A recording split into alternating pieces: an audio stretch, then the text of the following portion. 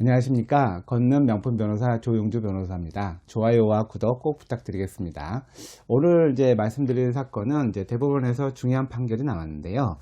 우리가 그 약식 명령이라는 게 있잖아요. 검찰에서 정치재판을 하지 않고 그 벌금으로 구형을 해서 법원의 결정으로 끝나는 걸 우리가 보통 이제 약식 명령이라고 하는데, 약식 명령이 예전에는 그 불이익 금지 원칙이 있어서 만약 벌금이 100만 원이었는데 법원에서는 100만 원 이상을 못 하도록 했다가 2017년도에 그 법이 개정되면서 벌금인 경우에는 100만 원이어도 그 이상으로 선고하는 게 가능하도록 했어요. 그 이유는 너무 이제 약식 명령을 많이 하다 보니까 일단 되든 안 되든 하는 경우가 많았거든요. 근데 그러한 남소를 막기 위해서 벌금인 경우에는 금액을 높여서 법원이 선고하는 게 가능하도록 했어요.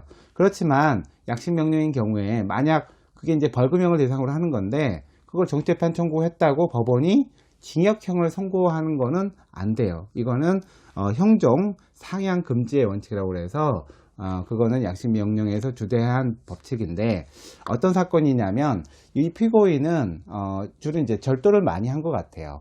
그래서 현금 인출기에 있었던 체크카드를 훔쳐가지고 20만 원을 사용한 거로 일단 그거로 벌금 100만 원의 약식 명령이 되어 있다가, 또 다른 데서는 신용카드를 주셔서 이걸 8번에 걸쳐서 120만 원을 사용했어요. 그래서 이 부분에 대해서는 검사가 정치재판을 해가지고 결국에는 1심에서 약식 명령 정치재판 청구한 사건과 이 정치재판한 사건을 두 개를 이제 병합을 하게 됐던 거죠.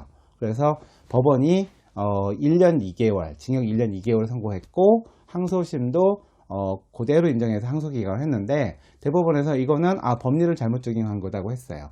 그 이유는 뭐냐면 이 약식 명령한 사건에 관한 부분에 대해서는 이걸 벌금으로 하는 건 가능하지만 높여서 이거를 아예 형종을 높여서 징역형으로 하는 거는 안 된다는 거죠. 그래서 이런 사건들, 약식 명령과 정치재판을 병합해서 재판하는 경우에는 약식 명령에 대한 부분을 따로 하고, 그 다음에 정치재판한 사건에 대해서도 따로 선고를 해서 병합을 해서 선고를 해야 되는 그런 부분인 거죠. 그러니까 이 사건 같은 경우에는 벌금 100만 원을 그대로 유지하면 100만 원과 징역 1년 2개월을 그대로 할지, 이걸 반영해서 했던 거를 낮춰서 하든지 간에 징역형을 선고를 했었어야 되는 것 같아요.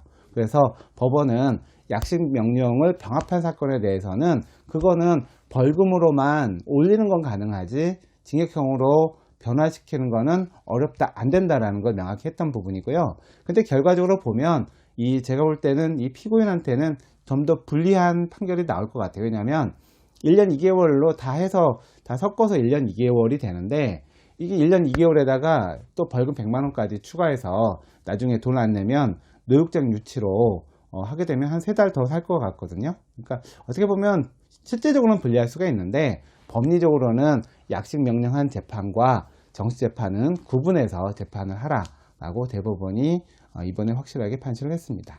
네, 감사합니다.